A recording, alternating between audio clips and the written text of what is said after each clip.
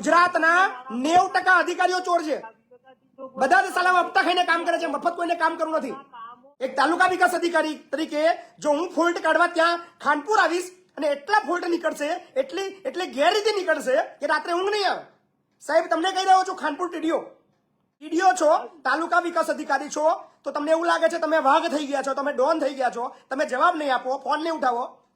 નોકર છો અમારા ટીડીઓ ખાનપુર, તમને કહી રહ્યો છું, તમે અમારા નોકર છો.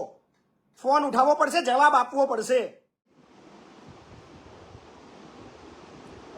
હાજી બોલો ને. નમસ્કાર સર. નમસ્કાર. હા જી મહીસાગર જિલ્લો ખાનપુર તાલુકો અને મોટા ખાનપુર ગ્રુપ ગ્રામ પંચાયતના માજી સરપંચ બોલું છું. બોલો ને ભાઈ, બોલો. હવે શું મુદ્દા પર હતો અને એ સમયે વિકાસના કામો મેં કરેલા બરાબર, અને જે તે કામો કર્યા એ તમામ કામોની ટકાવારી આપીને મેં ટેકો કઢાય તે ગ્રાન્ટ કઢાવેલી. બરાબર છે. હલો. હા બોલો બોલો. અને છેલ્લા સમયમાં વર્ષ 2020-21 મારું સમય મર્યાદા પૂરા થતા એ સમયગાળામાં કામો કરેલા છે.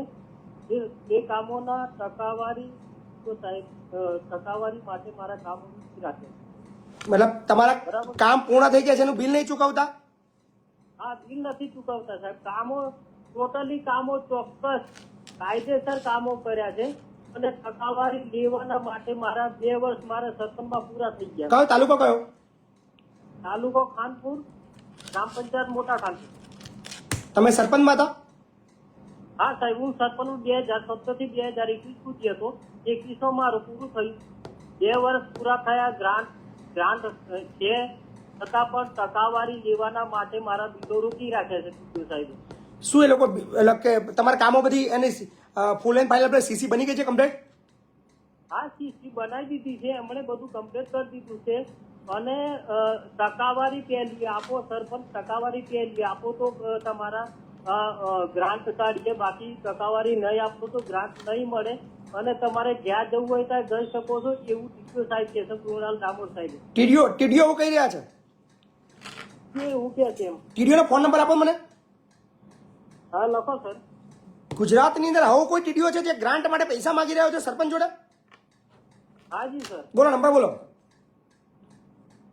8100. હે 8100. હા બરાબર. હેલો, મારી વાતચીત ટીડીઓ ખાનપુર સાથે થઈ રહી છે. કોણ બોલો? સાહેબ મહિપતસિંહ ચૌહાણ બોલું છું, ખેડાથી. ખેડાથી? જી હા બોલો. હવે એક સરપંચ મિત્ર છે, એવું કહી રહ્યા છે કે એમની કામ બધા પતી ગયા છે, સીસી બની ગયા છે, પણ હજુ ચૂકવણું થતું નથી એવું કહી રહ્યા છે. કોણ? સરપંચ સાહેબ બોલો ને, તમારા ગામનું નામ ને કોને ડિટેલ આપો. હા હા, મોટા ખાનપુર ગ્રુપ ગ્રામ પંચાયત માજી સરપંચ બોલું સર. તમારે હેલો મહિપતસિંહ? હાજી. હા મહિપતસિંહ, તમારે ડિટેલ જોઈતી હોય ને તો હું તાલુકા પંચાયત આખી ડિટેલ આપવા રેડી છું. આવી જાઓ અને તમે ડિટેલ લઈ જાઓ. બરાબર છે? એટલે એમને રિપોર્ટિંગ હમણાં આ રીતે તમારી પત્રકારિતા ના થાય સાહેબ. ના કેમ થાય? તમે રૂબરૂમાં આવો. એમને પત્રકારિત્વ નથી એમને ના કેમ થાય? હું જાણી કેમ ના શકું સાહેબ?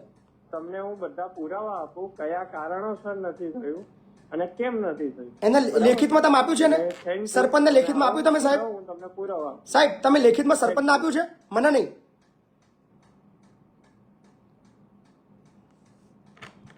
ફોન કાપી નાખ્યો છે.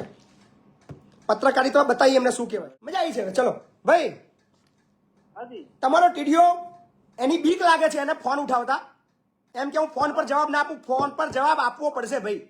ટીડીઓ છો, તાલુકા વિકાસ અધિકારી છો, તો તમને એવું લાગે છે તમે વાઘ થઈ ગયા છો, તમે ડોન થઈ ગયા છો, તમે જવાબ નહીં આપો, ફોન નહીં ઉઠાવો. નોકર છો અમારા ટીડીઓ ખાનપુર, તમને કહી રહ્યો છું, તમે અમારા નોકર છો. ફોન ઉઠાવવો પડશે, જવાબ આપવો પડશે. ક્યાંય ભાગી નહીં શકો ભાઈ. શરમ આવી રહી છે ટીડીઓ સાહેબ મને કે એક અધિકારી થઈને તમે ફોન નથી ઉઠાવતા.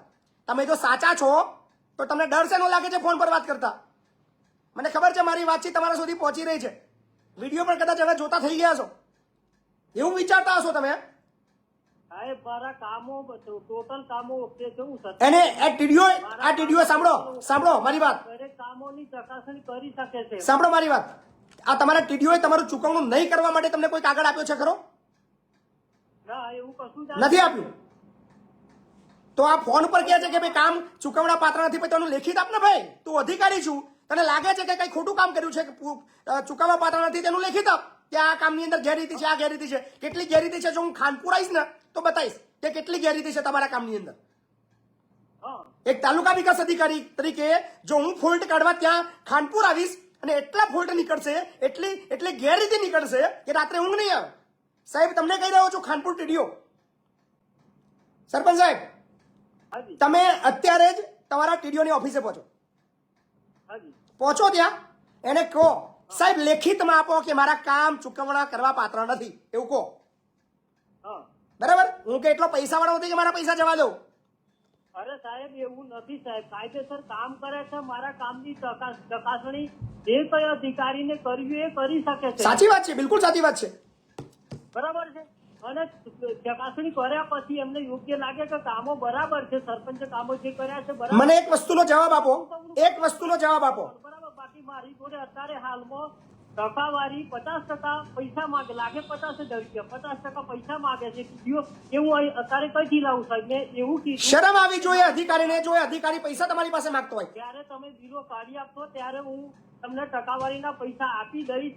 એવું કહેવા છતાં ખોટા બહાના કરી અને કામ અધૂરું છે, આમ છે, તેમ છે, એવા ખોટા ગલ્લા તલ્લા કરી અને મને 2 વર્ષથી મારા દિલા રોકી રાખ્યા સાહેબ.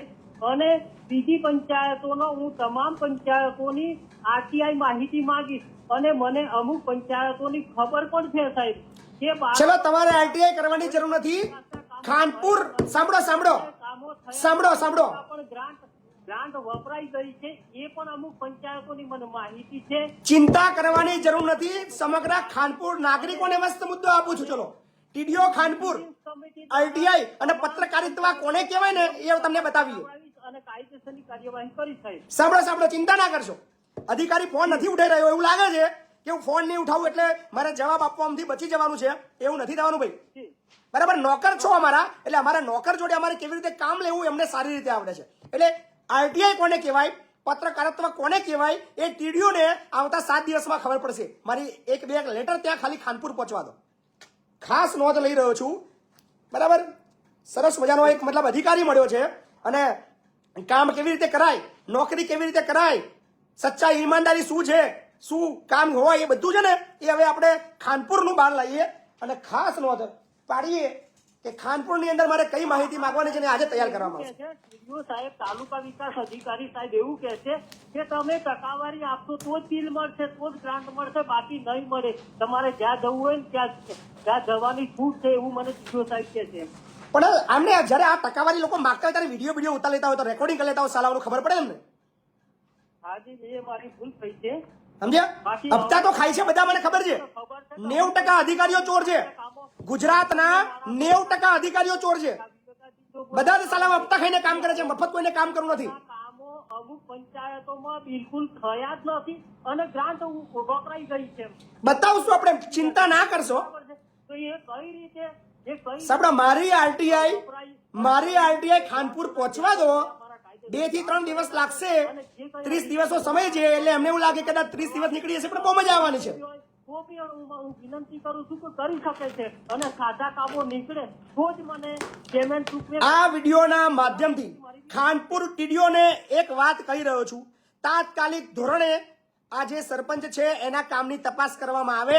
જો ગેરરીતિ થયેલી હોય તો ફાઇલો ફાડી નાખી દેવાની, 1 પણ રૂપિયો ચૂકવણી નહીં કરવાની. પણ જો એનું કામ થયેલું છે, પૂરેપૂરું વ્યવસ્થિત થયેલું છે તો તાત્કાલિક ધોરણે દિવાળી પહેલા ચૂકવણી કરી દેજો.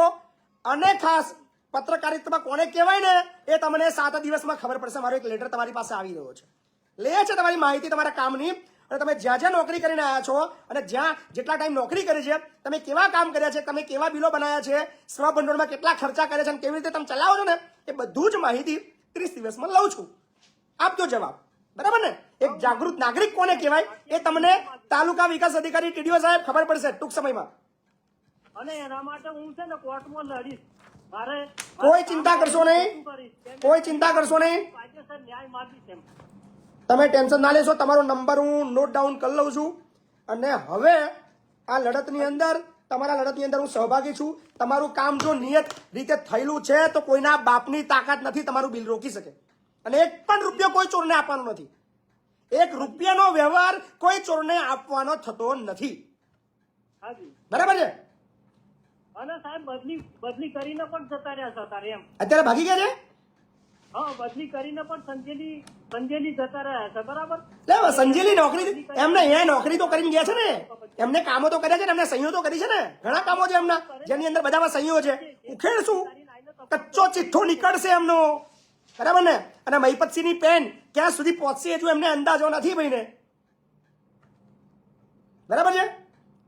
હાજી. ચિંતા ના કરશો. તમારું કામ જો નિયત રીતે થયેલું છે તો મહિપતસિંહ તમારા બિલ કઢાવવા માટે જવાબદારી લેવાની તેવડ રાખે છે અને કાઢવાની પણ તેવડ રાખે છે. હાજી. એક પણ રૂપિયો કાં તો તમારું પૂરું ચૂકવણું થાય કાં તો તમારા બિલ કેન્સલ થાય. તમારું કામ જો ઈમાનદારી વાળું નહીં હોય તો ફાઇલ ફાડી નાખી દેવાની. અને જો કામ પૂરું થયું છે તો એક રૂપિયો કોઈ ચોરને આપવાની જરૂર નથી. હા. આ વિડીયોના માધ્યમથી અને સાહેબ આગલા સમયમાં મેં ટકાવારી આપીને બિલો કઢાયા છે. અત્યારે હાલમાં મારી પરિસ્થિતિ નથી એટલે મેં એવું કહ્યું કે તમે બિલો મને પેલા કાઢી આપો પછી હું ટકાવારી આમાંથી તમને આપી દઈશ. એવું કહેવા છતાં પણ મારા ગલ્લા કલ્લો કરીને ગમે તો બહાનો કરી કાઢી અને મારો બિલો સાહેબ 2 વર્ષથી રોકી રાખ્યો છે. ચિંતા ના કરશો. કેવું રોકવાનું જે થાય ને આપણે બતાવીએ છીએ. મારો એક લેટર અત્યારે મેં એક નોંધ સ્પેશિયલ લીધી છે અને ખાનપુર આ ટીડીઓના સમયગાળા દરમિયાન જેટલું પણ જે છે ને હું કાઢું છું. ચિંતા ના કરશો, ટેન્શન ના લેશો. ચલો આભાર તમારો.